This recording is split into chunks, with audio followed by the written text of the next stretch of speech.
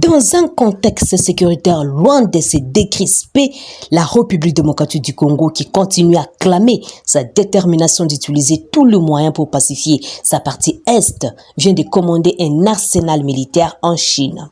Les forces armées de la République démocratique du Congo seront dotées dans les prochains jours de 9 drones militaires de fabrication chinoise CH4 Rainbow. Selon Africa Intelligence, la livraison de ces 9 appareils est imminente. Alors que Kinshasa n'est pas parvenu à étouffer sa flotte d'avions de combat, ces aéronefs sont considérés comme hautement stratégiques pour tenter d'inverser les rapports de force dans la guerre contre l'M23 qui multiplie des conquêtes. Selon les informations parvenues à Politico.cd, c'est Bukavu, au sud Kivu, la ville voisine de celle de Goma, est proche du Rwanda qui va servir de centre d'opération. Les 3 premiers appareils sont attendus d'ici la fin du mois de mars et seront stationnés sur l'aéroport militaire de Kavumu, à une trentaine de kilomètres au nord de Bukavu, chef-lieu de la province de Sud-Kivu. Ce site, bien que proche de la frontière avec le Rwanda, est considéré à bonne distance des zones de guerre avec le M23 à printemps. Il va prochainement accueillir la presque totalité du dispositif militaire aérien déployé dans l'Est de la République démocratique du Congo. Les travaux d'aménagement sont en cours. L'allogement de la réfection de la piste d'atterrissage est sur le point de se terminer. Plusieurs hangars sont aussi en construction, de même qu'une tour de contrôle, de clôture et de logements.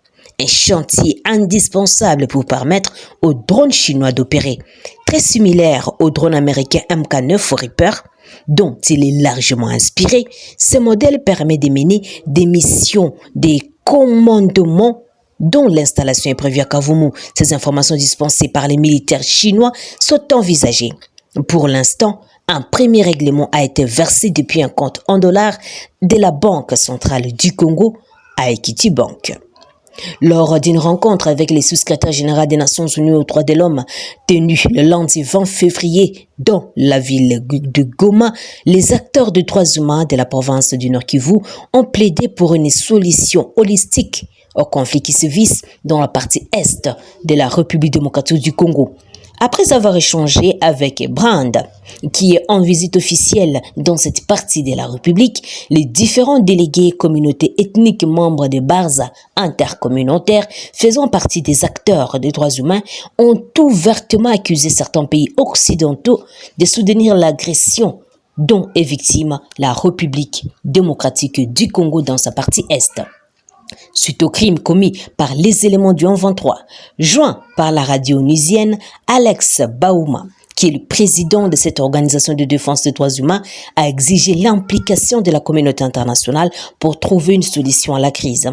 Aujourd'hui, les Congolais se disent prêts à prendre en charge, en premier lieu, contre le Rwanda et contre l'Ouganda pour arriver plus tard à la communauté internationale, pour dire que le Rwanda et l'Ouganda ne sont que des variables intermédiaires. Mais la vraie cause, c'est la communauté internationale, a-t-il déclaré. De son côté, la sous-secrétaire générale des Nations Unies aux droits de l'homme, Brand, a affirmé que la rencontre avec les différents acteurs a permis une compréhension des causes des conflits dans cette région. L'important de rencontrer ces organisations, surtout dans des situations sécuritaires très tendues, nous mène à mieux comprendre premièrement la complexité de l'histoire. Donc, c'est essentiel pour nous, la communauté internationale, d'amener ça dans les discussions des États membres des Nations Unies pour qu'ils comprennent mieux la situation, a-t-elle renchéri. La sous-secrétaire générale des Nations Unies aux droits de l'homme et la directrice du bureau de New York du Haut Commissariat des Nations Unies aux droits de l'homme a entamé depuis le 13 février dernier une visite officielle de 2 jours en République démocratique du Congo. Selon son programme, la sous-secrétaire générale des Nations Unies aux droits de l'homme, après avoir visité la capitale congolaise et la ville de Goma, chef-lieu de province du Nord Kivu, elle devra se rendre dans la ville de Bunia, chef-lieu de la province de l'Ituri, où une rencontre entre elle et les autorités locales, mais aussi des communautés touchées par des conflits est prévue dans les prochains jours. Autre nouvelle, le président sud-africain Cyril Ramaphosa a regretté que 10 ans après la signature de l'accord cadre d'Addis Abeba pour la paix, la sécurité et la coopération pour la République démocratique du Congo et la région, la partie orientale du pays de Félix Antoine Tshisekedi continue de connaître ces cycles de conflits et de violences. La RD Congo accuse le Rwanda d'actes d'agression. Plusieurs localités de la province du Nord Kivu sont occupées par l'armée rwandaise opérant sous couvert du M23, un mouvement terroriste qui a été défait en 2013.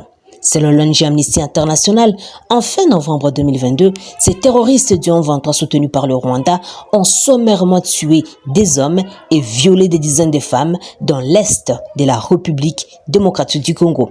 Cela constitue des crimes de guerre et pourrait constituer des crimes contre l'humanité, a-t-elle prévenu. Dans son discours prononcé à la réunion du Conseil de paix et de sécurité des chefs d'État et gouvernement de l'Union africaine sous l'examen de la situation dans l'Est de la RD Congo, Cyril Ramaphosa a encouragé le gouvernement congolais rwandais à honorer leur engagement contenus dans les accords cadres et faire preuve de retenue et de désescalade totale. Selon lui, la RD Congo et le Rwanda devraient s'engager dans un véritable dialogue et mettre en œuvre rapidement les résultats du processus de Luanda et de Nairobi. Il est essentiel que nous redoublons d'efforts pour nous attaquer aux causes profondes du conflit. Cela signifie lutter contre l'exploitation illégale des ressources minérales et lutter contre la corruption, les blanchiments d'argent, mais également les crimes organisés.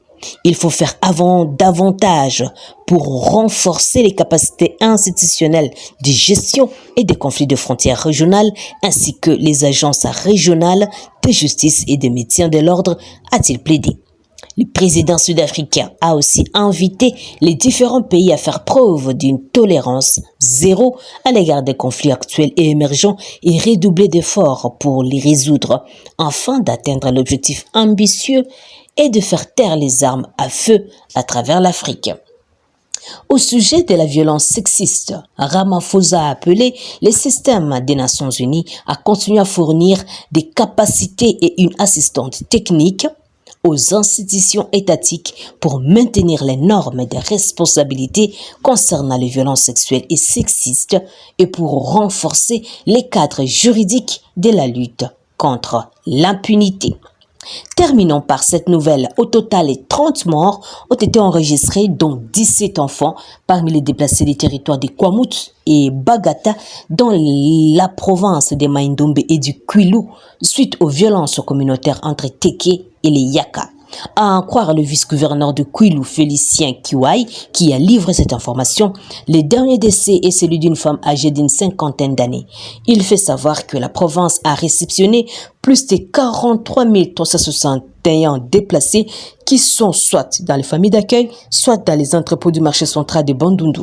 Il a indiqué que ces déplacés vivent dans des conditions précaires, c'est-à-dire qu'ils n'ont pas à manger et des médicaments, ce qui est à la base des décès recensés depuis août 2022. Chers téléspectateurs d'Afro Info 243, c'est par ici que s'achève notre émission. Merci à vous de nous avoir suivis et pour votre bonne fidélité. N'oubliez pas de vous abonner massivement, activez la petite cloche pour recevoir à temps réel nos informations. N'oubliez pas également de liker, mais également de partager nos informations. N'oubliez pas de nous laisser un commentaire pour savoir que vous êtes au courant et content de nos informations. Je suis Santi Chisenga depuis la province de l'Ituri pour Afro Info de 43. À tout de suite.